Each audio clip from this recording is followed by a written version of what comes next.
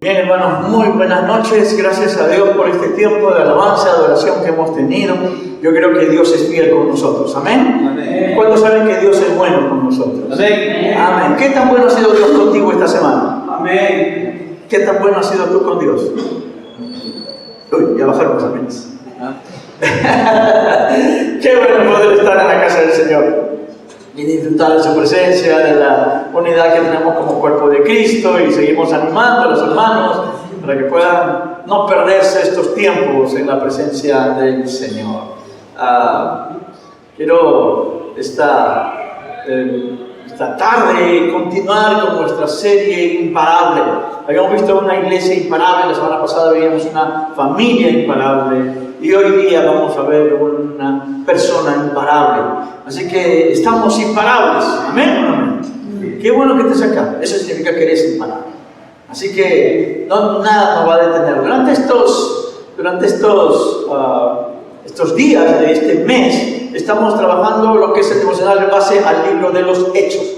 Y ahí vemos varias cosas que nos llaman la atención. Y vemos una iglesia que en medio de toda la persecución, las dificultades y todo, vemos una iglesia que avanza, una iglesia que no se detiene, una iglesia que sigue predicando. Cuando culmina una parte en la que tiene algún problema o tiene una dificultad, luego dice, y la iglesia, y seguían predicando, y Dios seguía haciendo señales.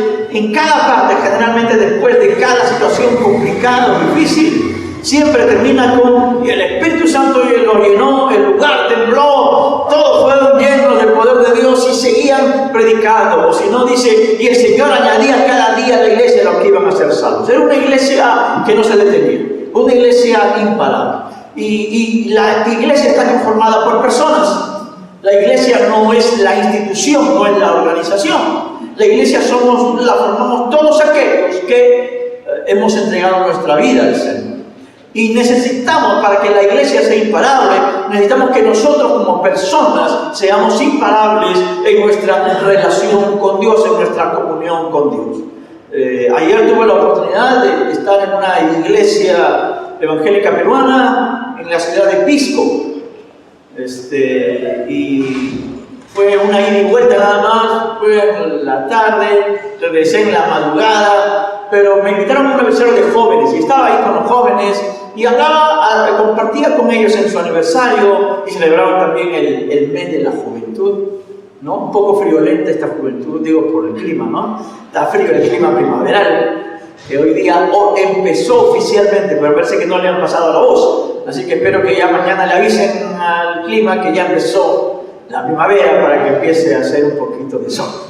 Pero estaba compartiendo con ellos acerca de un joven que debe permanecer para siempre. ¿Y cómo un joven debe permanecer? Y una de las cosas que veo en muchos, sobre todo los jóvenes, es el asunto de la no permanencia. Muchos de ellos están en una iglesia, generalmente los adolescentes están en la iglesia y después de un tiempo desaparecen, y algunos regresan después de mucho tiempo. Tuve la oportunidad creo que lo comenté alguna vez, pero tuve la oportunidad de ir a una convención de jóvenes en una ciudad del Cerro de Pasco, y es una iglesia que tiene una cancha deportiva y ahí tiene una tribuna. Y durante varios años, desde que he tenido 22, 23 años, he ido a predicar. O sea, empecé el ministerio a los 22 años prácticamente. Voy a cumplir 40 años de ministerio ya. ¡Wow! ¿No? Pronto espero llegar a la boda de oro. Pero durante mucho tiempo yo vi a líderes juveniles involucrados así al 100%, involucrados en comisiones, sirviendo aquí, y era bonito ver una convención porque lo veías a todos caminando como hormigas, trabajando. Algunos de los líderes juveniles no estaban a veces en la charla. ¿Por qué? Porque tenían que ver las comisiones, tenían que ver lo de la comida, tenían que ver el hospedaje, y se estaban moviendo por todos lados. Algunos de ellos, como el pastor Juan, bueno, empezó así, y ahora pastorea una iglesia muy bonita en Villa María del Triunfo. Pero yo recuerdo después ya siendo adulto, ya con mi esposa, son unos años atrás, viajé nuevamente, me invitaron a otra convención, me senté en la tribuna mientras los muchachos hacían deporte, ¿no? Ahí donde tú conoces el carácter de tus jóvenes. Alguien dijo, ¿quieres conocer el carácter de tus jóvenes? Pónganlo a jugar fútbol. Ahí se portan como son. Pero estaba sentado en la tribuna y se me acerca un joven adulto ya, y lo miro y lo reconocí que era uno de los jóvenes que había estado involucrado en las comisiones años atrás, que no lo veía. Y me alegré de verlo y lo abrazo. Digo, ¿qué tal? Me dice, ¿se acuerda de mí? Claro, ¿cómo no voy a acordar? Lo abrazo. Le digo, qué bien, ya, un hombre casado ya. Le digo, ¿y qué tal? ¿Cómo has estado? No te he visto durante algún tiempo. Me dice, pastor, hoy día estoy regresando después de 7 años de haberme alejado de la iglesia. Mi corazón se me hizo agua. Y dije, ¿cómo es posible, Señor, que un joven que ha estado tan involucrado en las cosas del Señor, con responsabilidades, con cargos, con trabajo, con ministerio, responsabilidad sobre varios líderes juveniles, se aleje y después de 7 años recién regrese a la iglesia? Ni siquiera era primera vez que regresaba después de 7 años a una, no solo a una convención, sino a la iglesia. Tuve la ocasión de hablarle, de compartirle y bueno, pero movió mi corazón. Dios quiere que nosotros seamos cristianos que permanezcamos. Amén. Amén. Puedes decir mejor amén. Dios quiere que seamos cristianos que permanezcan. Amén. Amén. Y hay muchos que no permanecen. Muchos. Se emocionan, vienen, cantan, todo bonito, pero después necesitamos ser cristianos imparables. Que nada nos detenga. Los que estamos en las cosas del Señor, no es que no nos pasa nada, no tenemos problemas. ¿Cuántos de aquí tienen problemas? Levanten la mano, las 2 manos, el pie, el otro pie. Yo creo que todos aquí tenemos situaciones. Pero ¿qué puede hacernos imparables? Recuerden, la iglesia es imparable, pero la iglesia está compuesta de personas. Y si como personas no somos imparables en nuestra comunión con Dios, como iglesia vamos a ser una iglesia imparable. Así que quiero compartir justamente en base a las devocionales que estamos haciendo en este mes, acerca de un hombre que se volvió imparable en el Señor. Y que la historia de Hechos de los Apóstoles cambia una vez que él aparece en escena. Su nombre, Saulo de Tarso, que más tarde se convertiría en el apóstol Pablo. Vamos a Hechos, el capítulo 9, por favor. Hechos, el capítulo 9. Dice, Saulo, Hechos, el capítulo 9, está ahí.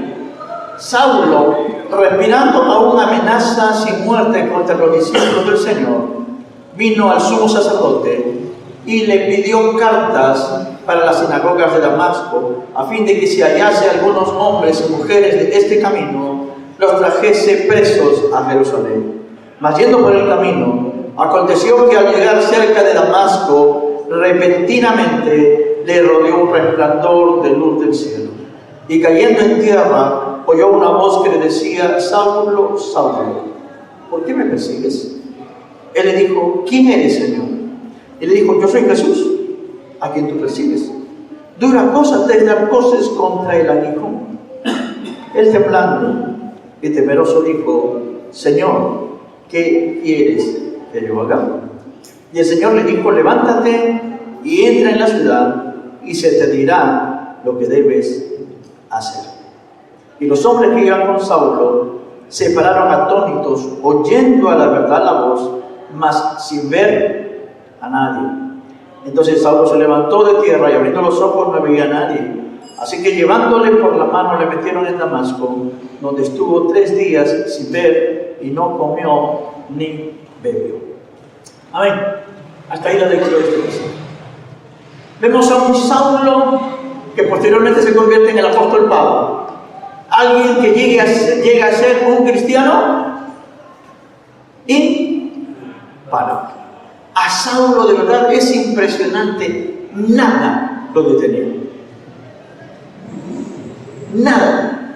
Cuando él cuenta su testimonio y él saca toda la experiencia que él ha tenido siendo cristiano, él dice: me han apedreado, me han puesto latigazos, me han creído como muerto, me han descolgado por una ventana, me han perseguido.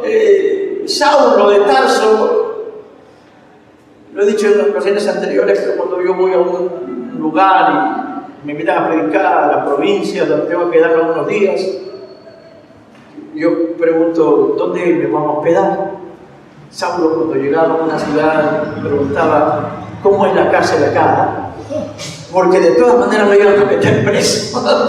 Él dormía en la cárcel, él pasaba tiempo en la cárcel, creo que era su hospedaje oficial. Cuando llegaba a una ciudad dice: prepárame la cárcel que haya hoy. Pero Saulo no lo detenía nada, nada. Ni la falta de dinero. En Filipenses 4:13, ese famoso versículo que nosotros decimos: todo lo puedo en Cristo que me fortalece. Nosotros lo tomamos para muchas cosas, pero menos para lo que fue escrito ese versículo en Filipenses 4:13. Filipenses 4:13 dice: todo lo puedo en Cristo que me fortalece. ¿Y por qué lo dice? Porque él puede orar, él puede ayunar, él puede salir predicando. No, no lo dice por eso.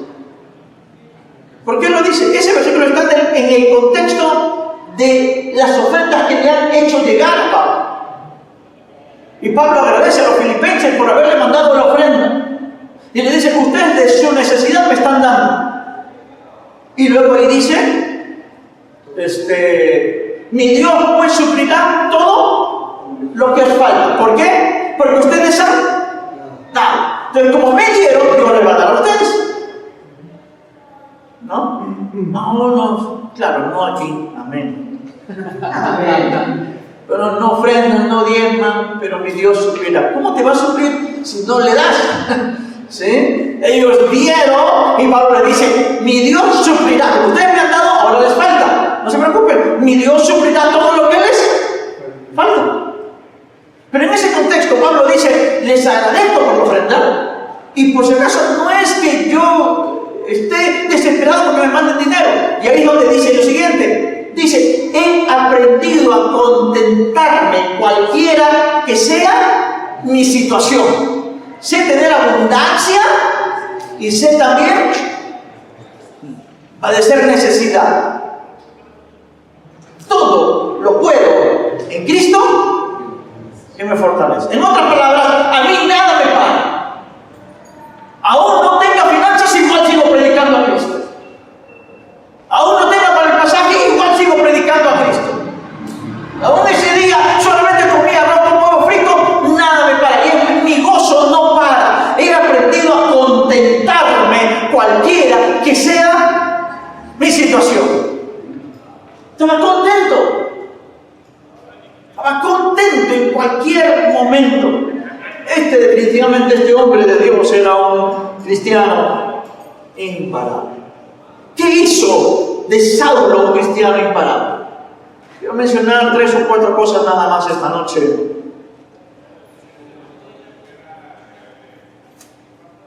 Saulo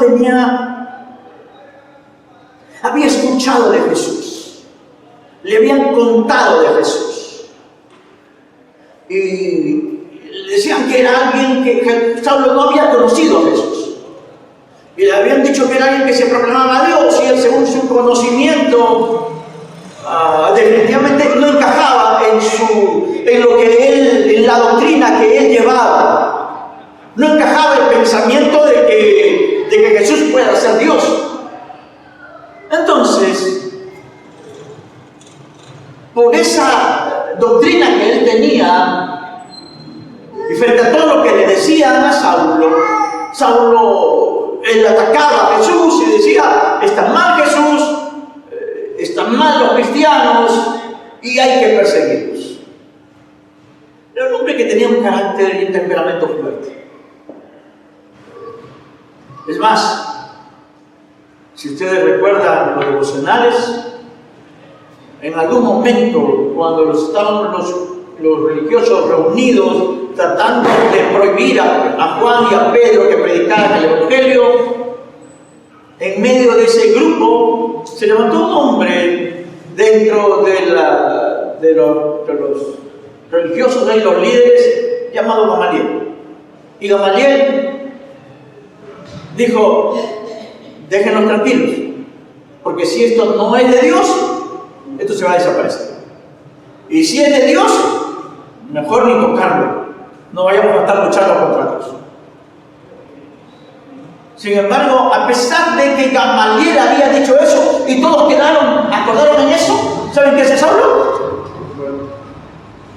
A él no le paraba nada. No importa que Gamaliel haya dicho. Él se fue a pedir permiso y a decir a las autoridades: denme cartas, voy a ir a tomar preso a los cristianos. Denme autorización. Respeto la opinión de Gamaliel, pero yo creo que es lo correcto. Y entonces él toma cartas y se va camino a Damasco. Y cuando se va camino a Damasco, dice la Biblia que un resplandor del cielo lo tira del caballo. Se cae del caballo, ahí vemos la historia. Y en medio de ese momento, él tiene un encuentro con Jesús. No era ya lo que le habían dicho a él sobre Jesús. Era el encuentro que él mismo tiene con Jesús. Lo primero que nos va a hacer cristianos imparables es una experiencia personal. Es una experiencia personal. No es... Cuando nosotros vemos a Job, interesante Job se mantiene su fidelidad y cuando se queda sin nada, Jehová dio, Jehová quitó, sea el nombre de Jehová bendito. Sin embargo, llega un momento en el cual ya la figura cambia en su sentir. Y cambia, ¿por qué? Porque él empieza a decir: ¿para qué nací? Para esto nací, para sufrir. Primero había dicho: Jehová dio, Jehová quitó, sea el nombre de Jehová bendito. Pero cuando pasa el tiempo, le viene la sarna maligna, vienen los amigos, que como amigos así, ¿para qué necesitas enemigos? Porque los amigos los juzgaban, los indicaban, le decían: arrepiéntete, pecador, en otras palabras obviamente. Pero le decían: tú tienes la culpa, algo tienes escondido, ¿por qué no eres honesto? ¿Por qué no confiesas tu falta? Dios no va a castigar a nadie como te castiga así por gusto. Algo has hecho. Y Job no había hecho nada. Pero llega un momento en que él maldice el día que nació. Ojalá nunca hubiese nacido. Ojalá ese día se borrara de todos los calendarios. Imagínense eso. Que no exista ese día para nadie, que nadie celebre. Pero llega un momento en que cuando ya el Señor lo confronta y él tiene una experiencia con Dios, una experiencia directa con Dios, después que Dios se encuentra con él, porque Job reclama en el momento de la palabra y dice: ¿quién me diera ir a donde está la silla de Dios? Me gustaría sentarme ahí delante de él y preguntarle qué es lo que está pasando, por qué me está pasando esto. Él quiere hacerlo. Y Dios guarda silencio. Hasta que en un momento Dios se aparece. Y a Job le dice: a ver, ¿dónde estabas tú cuando yo creé el universo? ¿Saben qué termina diciendo Job? Job termina diciendo: de oídas te había oído, mas ahora mis ojos te ven. Escúcheme, saber Biblia es una cosa, haber escuchado de Jesús es una cosa, tener concursos bíblicos es una cosa, pero otra cosa es tener la experiencia personal con Jesús. Y una de las cosas que nos hace imparables es tener nuestra experiencia personal con Él. Lo que cambió la vida de Saulo y lo que hizo, le hizo un cristiano imparable. Él había escuchado de Jesús, le habían dicho que era el Mesías, pero por más de lo que le dijeron, no es lo mismo que encontrarte con Jesús mismo. Y cuando él se encuentra con Jesús, su vida es transformada totalmente. Amén. La Biblia dice en 2 Corintios 5:17: de modo que si alguno está en Cristo, nueva criatura es. Las cosas viejas pasaron, y aquí todas son hechas. Nuestra experiencia con Cristo transforma nuestra vida y nos hace nuevas criaturas. Sin embargo, permítame decirlo de esta manera. La Biblia no dice de modo que si alguno estuvo en Cristo. La Biblia dice de modo que si alguno está. Pregunto, ¿no será que tu falta de una experiencia continua en la presencia de Dios está cortando tu ánimo para perseverar?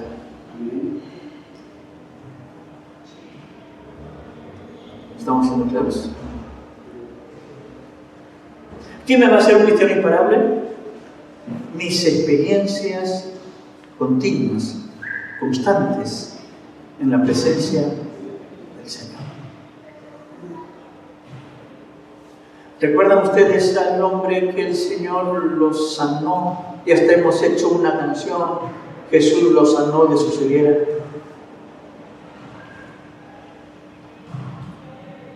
Y los fariseos decían sin cesar, dice la canción, ese hombre es pecador, ese hombre es pecador. Y la canción dice, si es pecador, no lo sé. Lo único que sé es que Él me sanó. En otras palabras, de doctrina, no sé. Que si hay milenio, no hay milenio, que si hay arrebatamiento, no hay arrebatamiento, que si hay dispensaciones o no, que si la salvación se pierde o no se pierde, que si es Arminio o Calvino el que tuvo razón. Sobre esas cosas no sé, pero hay algo que nadie me puede quitar. ¿Y qué cosa es? Yo antes estaba ciego y ahora tengo una experiencia. Tengo una experiencia. Y la experiencia que nosotros tengamos con Dios es la que nos va a hacer cristianos imparables. Creo que muchas veces por no tener ese encuentro con Dios, esa intimidad con Dios diaria, muchas veces nos desanimamos, nos desalentamos, vienen los problemas, pero no hemos tenido esa comunión íntima con Dios. La experiencia con Dios no es un asunto de una sola vez. He escuchado a algunos cristianos que dicen, yo me acuerdo, hace tiempo cuando yo me convertí, qué lindo, qué bonito. Y parece que eso se quedó en el pasado porque no siguen teniendo experiencias constantes con Dios. Permítame decir, mi encuentro con Dios fue bonito, pero no fue la única experiencia que he tenido con Dios. Cada día necesitamos tener experiencias constantes con el Señor. Amén. ¿Quieres ser imparable? Necesitas encontrarte con Dios cada día. Cuando uno tiene un encuentro a la lejana, a lo lejos en la historia, va a llegar un momento en el que, ¿sabes qué? El mundo y el cielo te van a hacer dudar de si eso fue verdad o no fue verdad. Y hasta puede hacerte sentir que fue por pura emoción.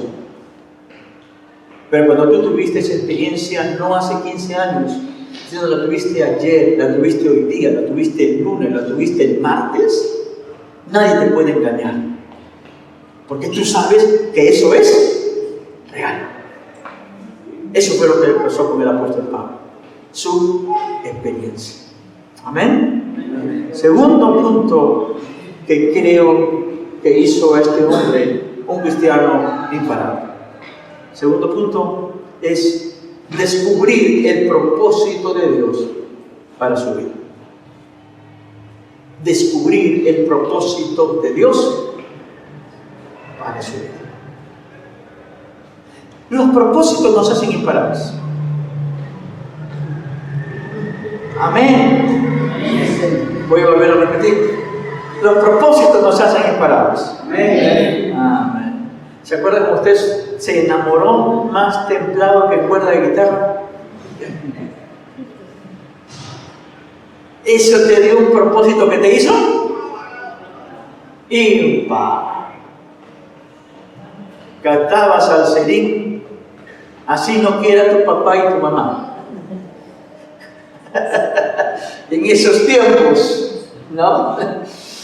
Pero no quiere mamá, no quiere papá, no hay problema. Yo quiero a esta persona, estoy enamorado, él es el amor de mi vida, ella es la mujer de mis sueños. Y entonces, como es la mujer de tus sueños, como es el hombre de tus sueños, así todo el mundo te diga que no, tú eres imparable, porque tienes un propósito. ¿Qué hace que nuestros jóvenes puedan ingresar a las 7 de la mañana a la universidad? Porque si no estudian, los botan de la casa. Amén. ¿Qué hace que un joven cansado termine amaneciéndose para dar un examen? ¿Por qué? Porque tiene un propósito. Su propósito los hace imparables. Me voy a casar. No tienes plata, me voy a casar. Y ves de dónde sacas, cómo consigues, haces lo que sea, ¿no? Le prometen a la novia, te voy a bajar la luna, las estrellas, pero de todas maneras cumplen su propósito. ¿Qué es lo que nos hace imparables? Descubrir cuál es el propósito que tenemos en Dios. Y aquí, ¿qué hizo el Señor? El Señor le cambió el propósito que él tenía y le puso su propósito. Yo necesito descubrir cuál es el propósito de Dios para mi vida. Si yo quiero ser un cristiano imparable, necesito saber qué es lo que Dios quiere que yo haga. ¿Qué es lo que Él se ha propuesto que yo haga? ¿Qué se ha propuesto que yo sea? Si usted tiene un propósito en este lugar y usted lo descubre, cuál es el propósito de Dios por el cual Dios lo puso en esta iglesia, usted va a ser imparable en esta iglesia. Pero si usted no sabe cuál es el propósito por el cual Dios lo puso aquí, es posible que en algún momento usted se aburra de los mensajes del pastor y diga, ya, pastor, ya me acostumbré ya. Voy a buscar otra cosa, y se va a otro lugar, o se cansa, se regresa, descansa, duerme, ya no viene, y al final, como no tiene razón de ser su presencia en la iglesia, al final termina yéndose. ¿Me estoy dejando entender? Para ser imparable, yo necesito saber cuál es el propósito de Dios para mi vida. Mire, lea conmigo, por favor.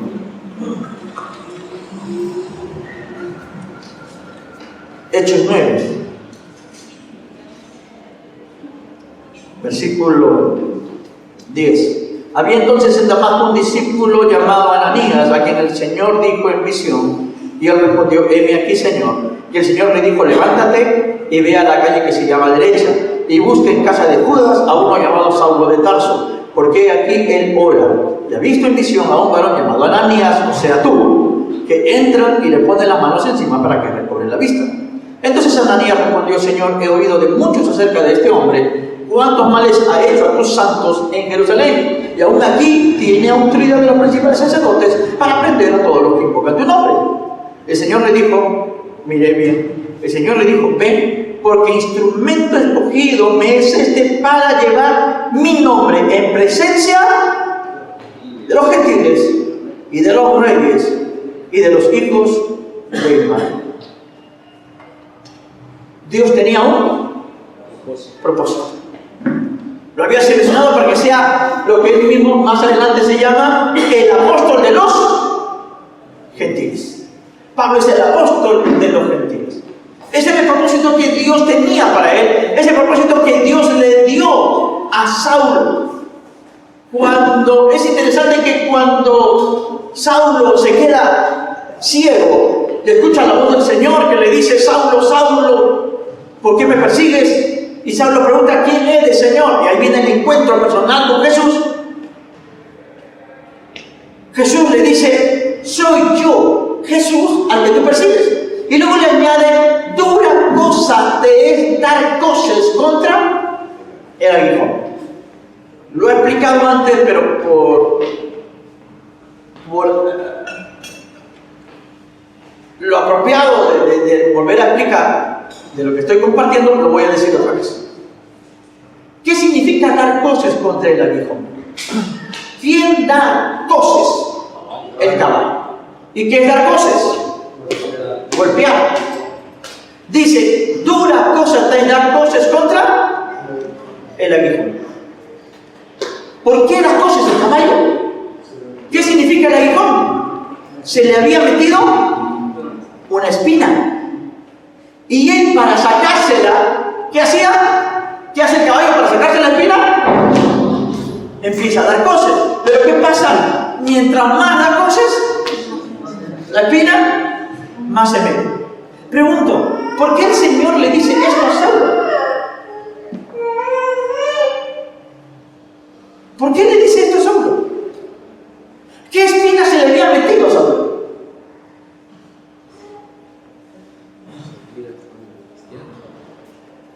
¿Ah? Él estaba persiguiendo a los cristianos. Era su propósito de vida. ¿Pero saben qué? Eso es lo que estaba haciendo. ¿Pero qué? Había algo dentro de su corazón que él sabía que no estaba haciendo lo que debía estar haciendo, que no estaba haciendo lo correcto. Y mientras él más perseguía a los cristianos, más sentía que eso no era su propósito de vida. Sabía que no estaba haciendo lo correcto, que había otra cosa por la cual tenía que vivir, dar su vida. Él había sido llamado para ser apóstol de los gentiles. Dios le había colocado una espina ahí diciéndole que eso no era lo que él tenía que estar haciendo. Te hago una pregunta: ¿cuál es la espina que se te ha metido y contra la cual tú estás?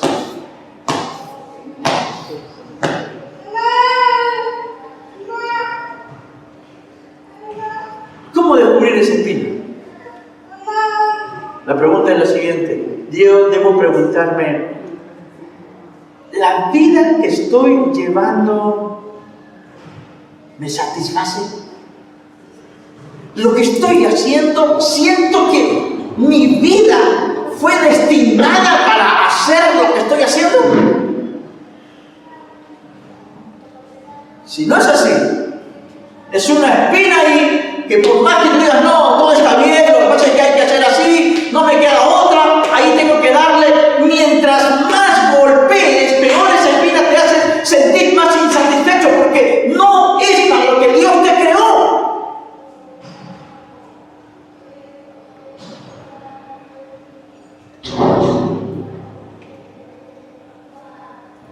Jeremías, en algún momento, cuando él predicaba y nadie se convertía, dijo: Señor, renuncio. Yo predico, tú me haces predicar, me has llamado y total, no pasa nada, mi ministerio no tiene fruto. Y dije: ni más voy a hablar en tu nombre. Así dijo Jeremías. Pero cuando él renuncia al ministerio y dice: Señor, ya no voy a predicar en tu nombre, ¿sabe qué? Luego dice: más fuerte fuiste que yo. Me sedujiste, había un fuego dentro de mí. Traté de soportarlo y no pude.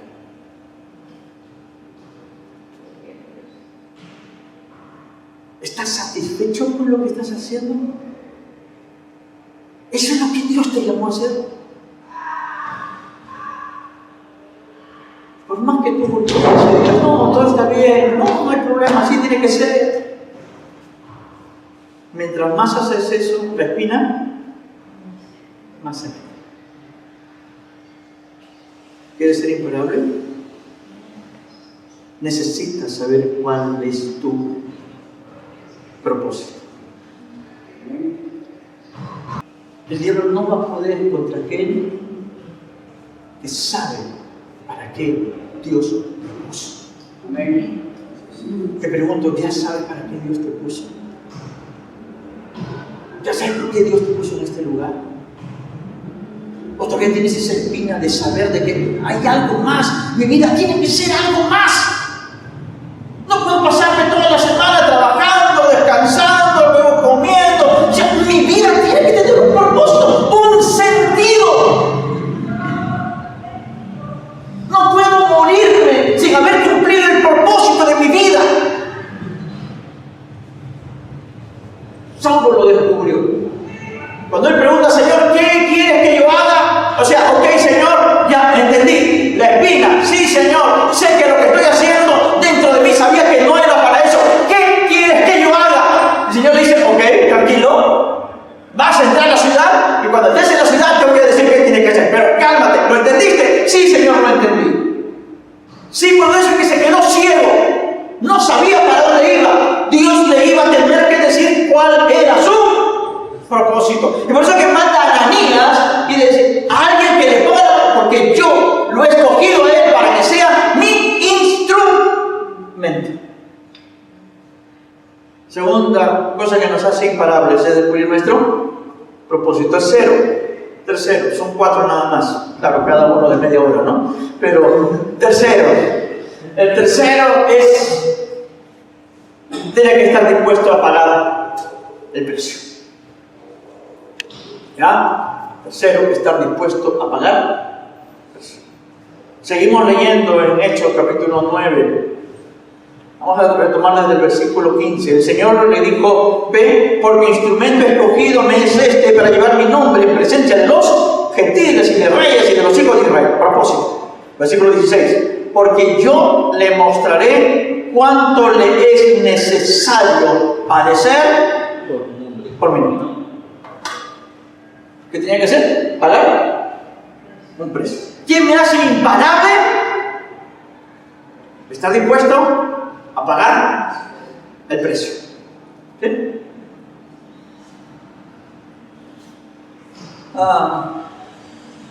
De pequeño, bueno, no de pequeño, de adolescente, mi papá nos regaló a mí y a mi hermano un reloj Altimatic. Para quienes son de mi época, más o menos. O sea, era un orgullo, el mío era con pantallita azulita. Un reloj Altimatic, mi papá contento ahí que sus hijos varones tenían su reloj, ¿no? Más adelante, siendo joven, me compré un reloj más barato, pero que tenía calculadora. Salía unos relojes con calculadora. Claro que no lo podía hacer en la universidad, pero bueno, por lo menos no me costó tanto. Si yo tuviera un reloj Rolex,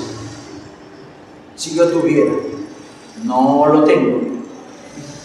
Seguro ustedes quieren regalarme un cumpleaños el 25 de enero. Pero si yo tuviera un reloj Rolex, ¿saben cómo perdí mi reloj de calculadora? Saliendo de la universidad, no lo perdí. Saliendo de la universidad, con mi mochila, caminaba una cuadra un poco más abajo y enfrente de la uni hay una zona que se llama Piñonate. Una zona conocida como el aeropuerto, ¿no es cierto? La gente volaba impresionantemente. Y saliendo de la uni, una tarde, se me acercan dos muchachos, estaban con mi mochila. Y me abrazan. ¿Quién es? Y me dicen, ya perdiste, danos todo lo que tienes. El reloj. En la mochila, revisaron. Tenía mi calculadora científica, FX 120 creo que era, con logaritmo y todo. Y papá me la había comprado. Me dolió perder. No me dolió tanto perder el reloj, porque no era tan caro. Pero si me hubiesen robado un reloj, si tuviera un reloj Rolex y me lo robaban, y me hubiese costado el reloj Rolex, yo lo hubiese comprado, yo les aseguro que hasta ahora me dolería haber perdido un reloj de ese precio. No sé si me estoy dejando entender. ¿Sí? Cuando tú pagas un precio, se hace imparable tu relación con aquello por lo cual pagas el precio. Cada vez que Saulo pagaba el precio por seguir a Jesús, cada vez estaba más unido a Jesús. Yo le digo a los jóvenes, si a una chica le regala una sortija de oro de 14, o de fantasía, una hora de 14, una hora de 18, ¿cuál van a querer más? ¿Por qué? Porque vale más. Y les digo a las chicas, si lo único que tiene que hacer un muchacho para convencerte es poner cara de cordero degollado y decirte que tú eres la más hermosa y la única, y tú te derrites mismo helado, ¿no, frío? Y no le cuestas nada, no te va a cuidar. Porque uno se une a lo que le cuesta. Dicho sea de paso, no saben cuánto me costó conquistar a la pastora. Sangre, sudor y lágrimas. Pero como me costó tanto, por eso que tenemos ya 30 años de matrimonio. Porque cuando tú pagas un precio, tú te unes a aquello por lo cual pagas el precio. ¿Me estoy dejando entender? ¿Quieres permanecer? Tú necesitas pagar un precio por el Señor. Y en último lugar,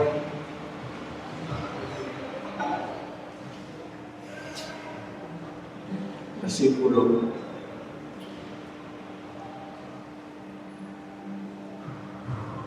20. Enseguida, Saulo predicaba a Cristo en la sinagoga diciendo que este era el Hijo de Dios. Y todos los que lo oían estaban atónitos y decían, ¿no es este el que asolaba en Jerusalén a los que invocaban este nombre? Y a eso vino acá para llevarlos presos ante los principales sacerdotes. Pero Saulo mucho más se esforzaba y confundía a los judíos que moraban en Damasco, demostrando que Jesús era el Cristo. ¿Qué estaba haciendo? Demostrando. Pregunto, esa demostración, ¿recuerdan cuando estábamos en el colegio y nos enseñaron, bueno, en mi época nos enseñaron en geometría a demostrar los teoremas de equivalencia de triángulos? ¿No? Ala, ángulo, lado, ángulo. L, lado, lado, lado. Y lo otro, L, lado, ángulo, lado. Y en el teorema tú decías, por este segmento con este segmento, este ángulo con este ángulo, este lado con este lado. Entonces terminaba la demostración diciendo LQQD, lo que queríamos demostrar. ¿Sí? En mi tiempo, esos son mis tiempos, todavía me acuerdo. No soy muy antiguo, que digamos. Pero ¿qué resulta? Para yo poder demostrar tenía que conocer. Tenía que saber cómo Saulo iba a demostrar que Jesús era el Cristo. ¿Le bastó su experiencia camino a Damasco? No. ¿Qué hizo después de su experiencia camino a Damasco? Tuvo que profundizar en lo cuarto para que tú puedas ser imparable. Es que tienes que profundizar en tu relación con Dios. Tienes que profundizar en tu compromiso con la iglesia. Tienes que profundizar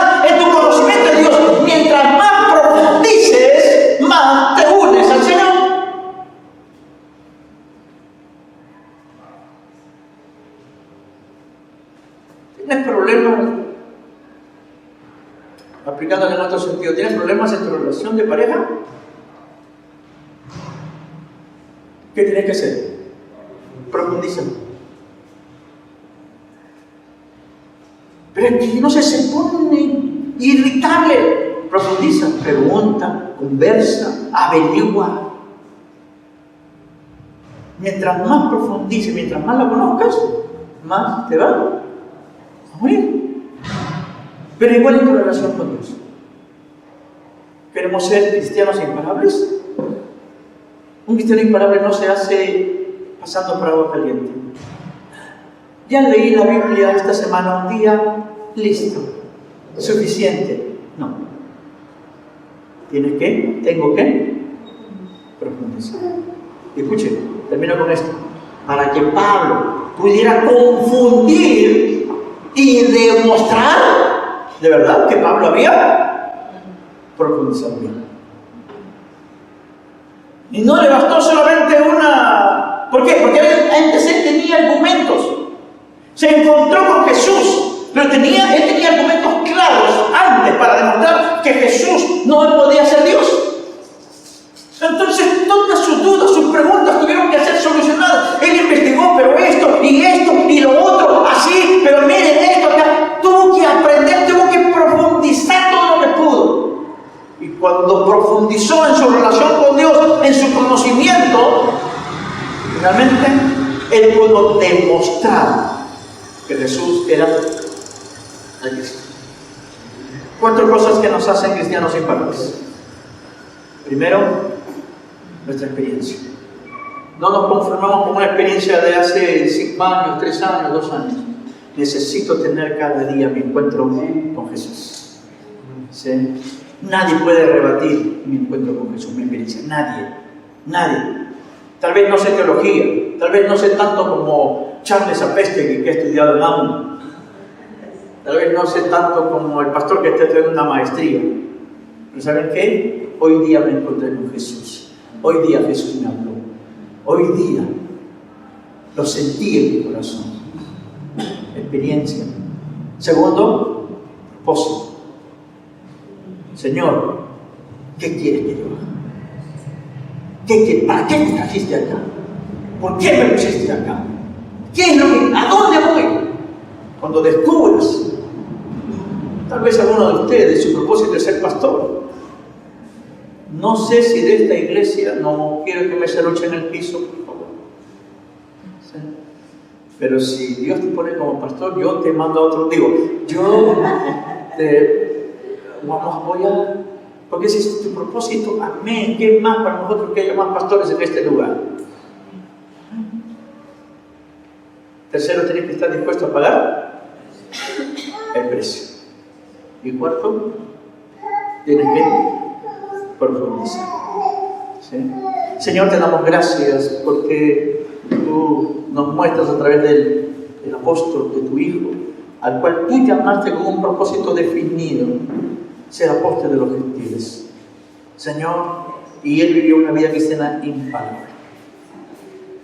Señor, y cuando él pensaba en ser apóstol de los gentiles, no pensaba solamente en los pueblos de Asia, pensaba hasta en Roma, pensaba hasta en los emperadores. Él sabía que su propósito era alcanzar a todo el mundo con el Evangelio. Y ese propósito le hizo sufrir de todo, porque estaba cumpliendo su propósito. Le ayudó a soportarlo todo.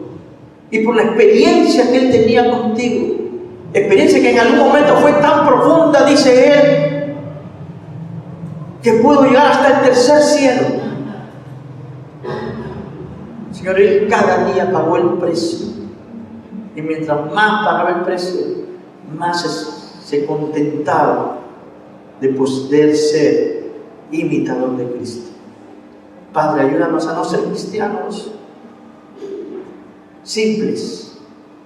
Enséñanos a ser cristianos profundos. Y que no haya nada que nos detenga. Gracias, Padre. A ti te damos la gloria en el nombre de Jesús. Amén. Amén. Dios nos bendiga.